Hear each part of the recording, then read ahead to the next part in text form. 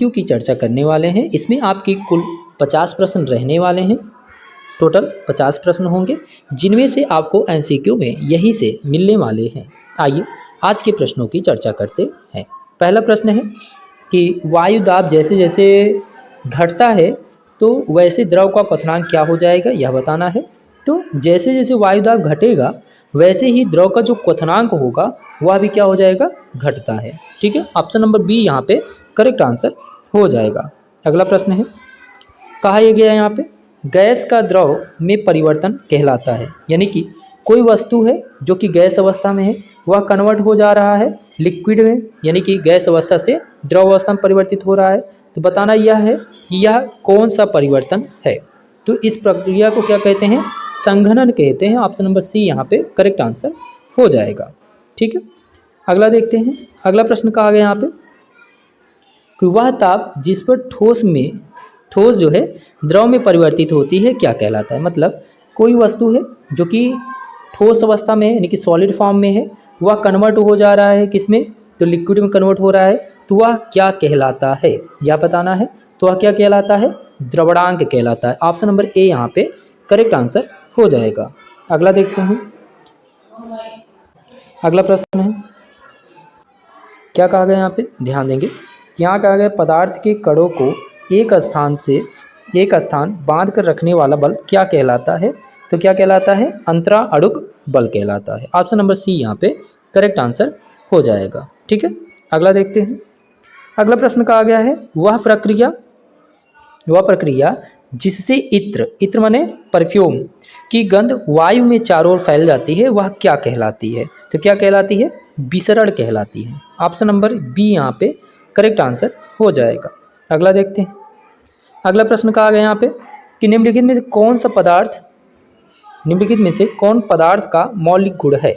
तो कौन है, तो द्रव्यमान और आयतन। ऑप्शन नंबर ए यहाँ पे करेक्ट आंसर हो जाएगा। अगला देखते हैं।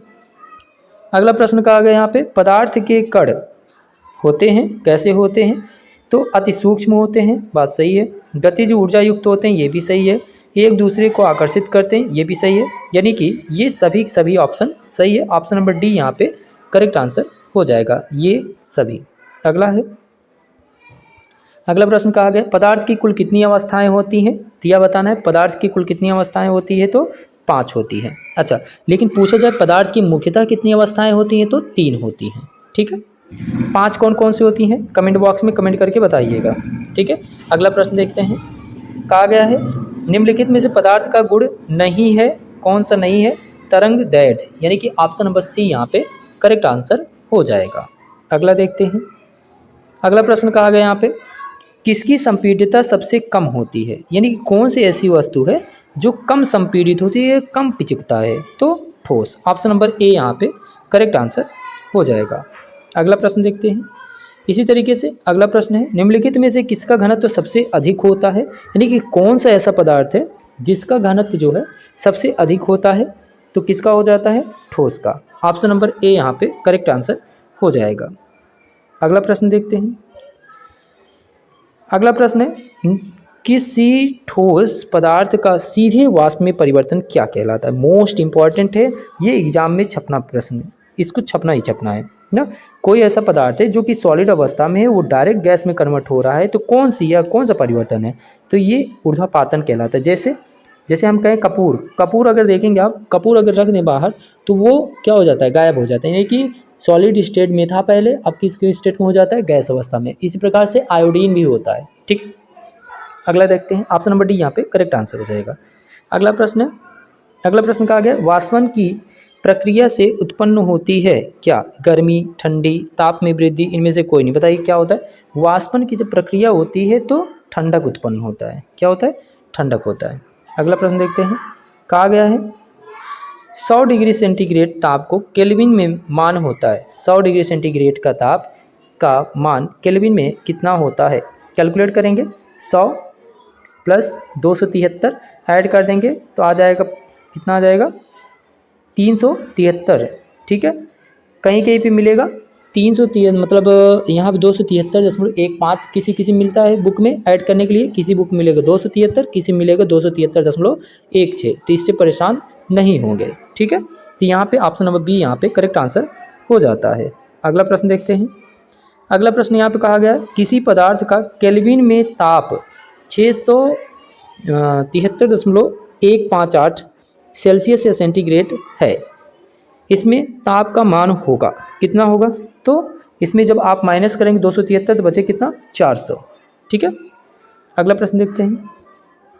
अगला कहा गया यहाँ पे कि सौरमंडल में प्लाज्मा अवस्था की उपस्थिति के कारण है, क्या है यह बताना है कि सौरमंडल में जो प्लाज्मा है अवस्था है उसकी उत्पत्ति का कारण क्या है? तो उच्च ताप, ऑप्शन नंबर सी यहाँ पे करेक्ट आंसर हो जाता है।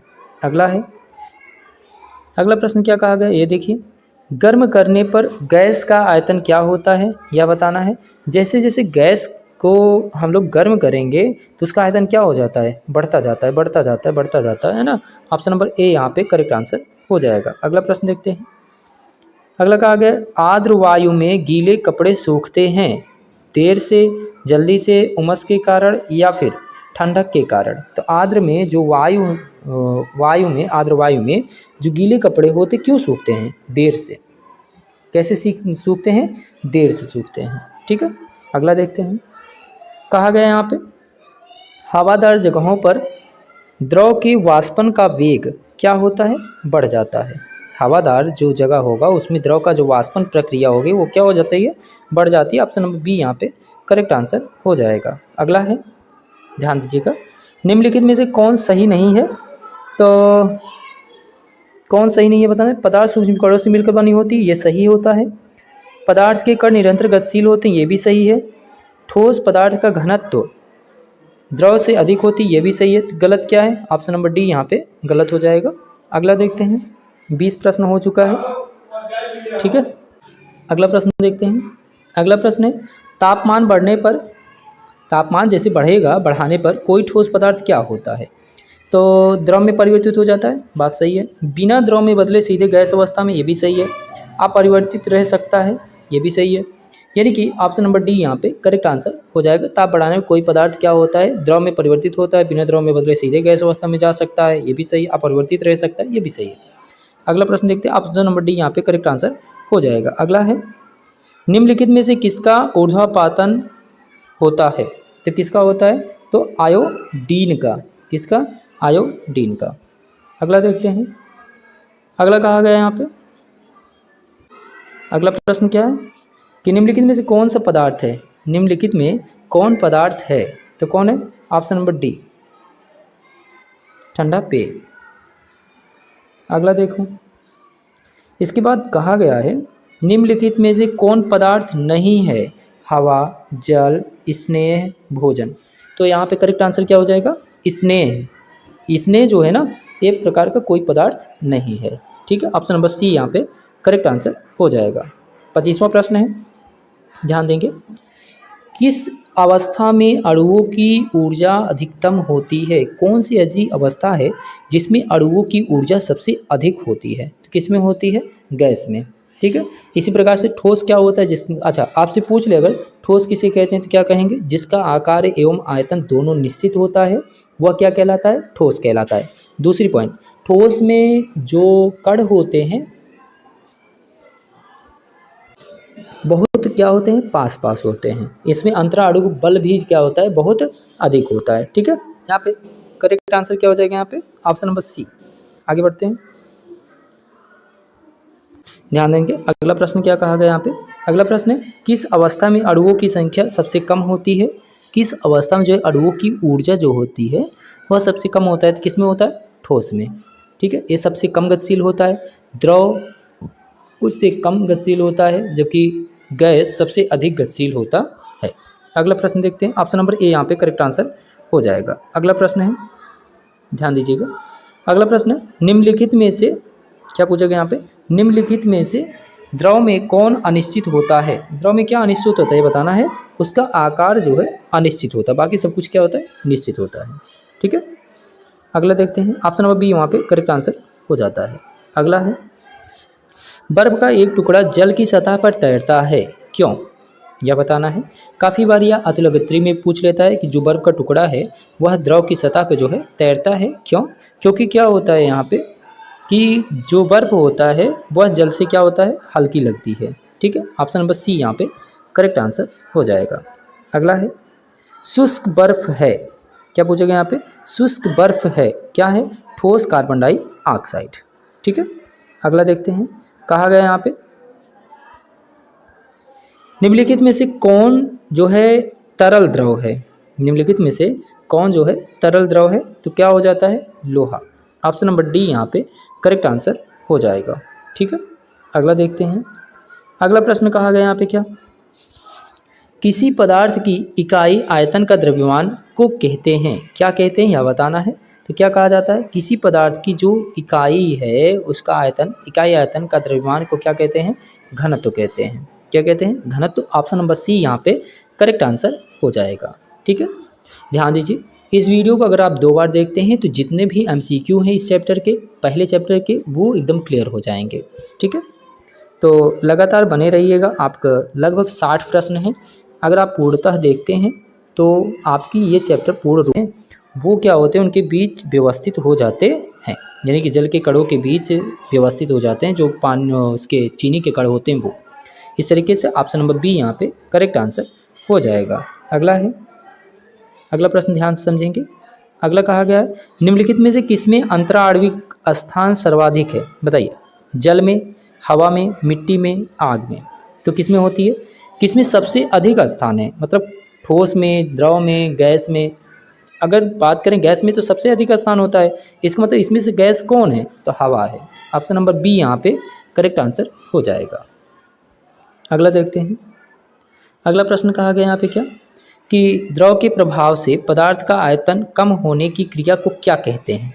द्रव दाब के प्रभाव से पदार्थ का आयतन कम होने लगता है, इस क्रिया को क्या कहते हैं, तो संपीड्यता कहते हैं। क्या कहते हैं, संपीड्यता कहते हैं। अगला देखते हैं, अगला प्रश्न कहा गया यहाँ पे निम्नलिखित में कौन अधिक संपीड्य है, हवा, जल, लकड़ी, लोहा। बताइए कौन सी ऐसी चीज़ है जिसको अधिक से अधिक हम चाहें तो दबा दें तो वह छोटे चीज़ों में हो सकता है, तो क्या होता है वो, हवा अर्थात गैस। ठीक है, ऑप्शन नंबर ए यहाँ पे करेक्ट आंसर हो जाएगा। अगला है जिस ताप पर द्रव के, ध्यान दीजिए,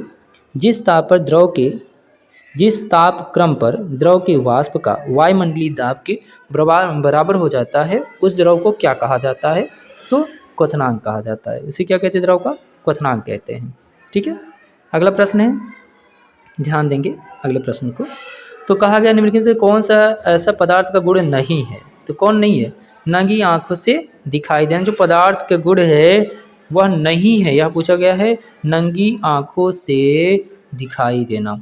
ठीक है, ऑप्शन नंबर डी यहाँ पे करेक्ट आंसर हो जाएगा। अगला प्रश्न कहा गया यहाँ पे कि किसी गैस का द्रव में परिवर्तित हुए बिना सीधे ठोस अवस्था में मतलब द्रव किस में बदल रहा है, ठोस में, क्या कहलाती है यह बताना है। तो क्या कहते हैं इसको, ऊर्ध्वापातन कहते हैं।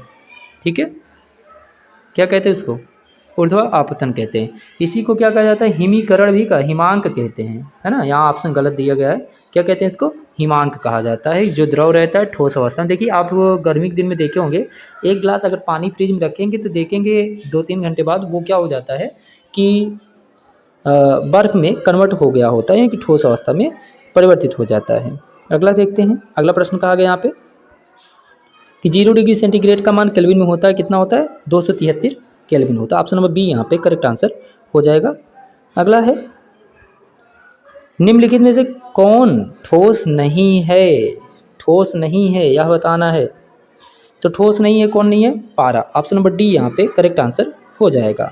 अगला देखते हैं, अगला कहा गया यहाँ पे कि निम्नलिखित में से द्रव को चुने, द्रव कौन है यह बताना है। तो द्रव कौन है, जैसी बात है, जल है। द्रव कौन है यह बताना है, द्रव अवस्था में पूछा गया है तो जल। वाष्प किस अवस्था में होता है, तो गैस अवस्था में होता है। बर्फ किस अवस्था में होता है, सॉलिड अवस्था में होता है। हवा किस अवस्था में होता है, तो गैस में। तो जल किस अवस्था में होता है, तो लिक्विड। यही आपसे पूछा गया था, कौन सा ऐसा है जो लिक्विड अवस्था में है। अगला देखते हैं, अगला प्रश्न कहा गया यहाँ पे, ध्यान देंगे, कहा गया हमारे आसपास उपस्थित पदार्थ किन अवस्थाओं में होते हैं। तो किस अवस्थाओं में होते हैं ये बताना है। तो 3 अवस्थाओं में, कौन कौन, ठोस, द्रव, गैस। ठीक है। अगला है, अगला प्रश्न कहा गया कणों के बीच आकर्षण बल सबसे अधिक होता है, बताना यह है कौन सा ऐसा पदार्थ है जिसमें कणों के बीच आकर्षण बल सबसे अधिक होता है। तो किसके अंदर होता है, ठोस का, उसके बाद किसके अंदर, द्रव में, उसके बाद गैस में। ऑप्शन नंबर ए यहाँ पे करेक्ट आंसर हो जाएगा। अगला है, अगला प्रश्न ध्यान देंगे, कहा गया ये कि अमोनियम क्लोराइड को गर्म करने पर क्या प्राप्त होता है। अमोनियम क्लोराइड की अगर बात करें तो इसका सूत्र जो है कमेंट बॉक्स में कमेंट करके बताएंगे कि अमोनियम क्लोराइड का सूत्र क्या होता है। तो बताना यह है यहाँ पे कि अमोनियम क्लोराइड को गर्म करने पर क्या प्राप्त होता है या बताना है। तो क्या होता है यह बताना है, तो ऊर्ध्वापातन होता है। ठीक है, ऑप्शन नंबर सी यहाँ पे करेक्ट आंसर हो जाएगा। अगला है कि 470 केल्विन को डिग्री सेल्सियस में बदलें। 400 डिग्री सेंटीग्रेड को किस में बदलना है, केल्विन को किस में बदलना है, डिग्री सेंटीग्रेड में। क्या करेंगे इसमें, बताइए कितना आएगा, माइनस कर दीजिएगा यहाँ पे 273 को, आ जाएगा 97। ठीक है, यहाँ पे 470 में से अगर 273 आप माइनस कर देंगे तो कितना आ जाएगा, कितना बचेगा, कर दीजिएगा, बताइएगा कमेंट बॉक्स में कौन सा ऑप्शन सही है। ठीक है, कमेंट करके बताइएगा इसे, 45 का।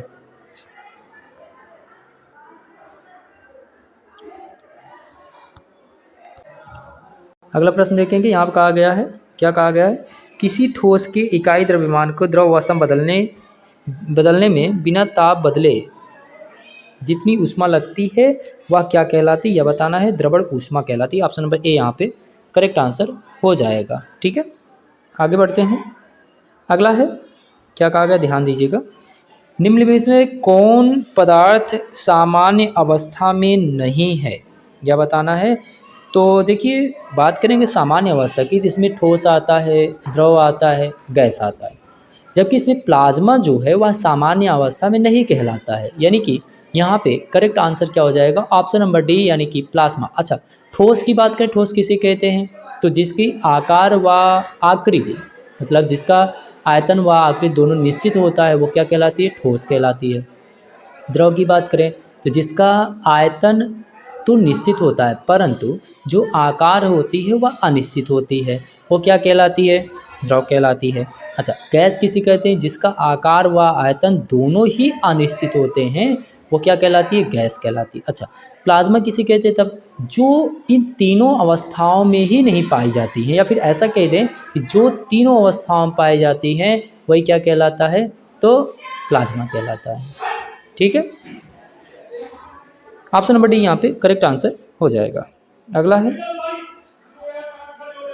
अगला कहा गया है, वायुमंडलीय दाब पर 1 किलोग्राम द्रव को उसकी द्रवणांक पर गैसीय अवस्था में परिवर्तित करने के लिए आवश्यक कहते हैं, क्या कहते हैं, वाष्पीकरण की गुप्त ऊष्मा कहते हैं। ठीक है, अगला है, निम्न में से कौन सा पदार्थ नहीं है, पदार्थ कौन नहीं है बताना है। तो सूर्य का प्रकाश पदार्थ में नहीं आता है। ठीक है, आगे बढ़ते हैं। अगला प्रश्न, तो यहाँ आप देख लीजिएगा, करेक्ट आंसर क्या है, पदार्थों के विसरण के दर के लिए कौन सा क्रम सही है। तो कौन सा सही है विसरण के लिए, तो ठोस, द्रव, गैस। ऑप्शन नंबर ए यहाँ पे करेक्ट आंसर हो जाएगा। ठीक।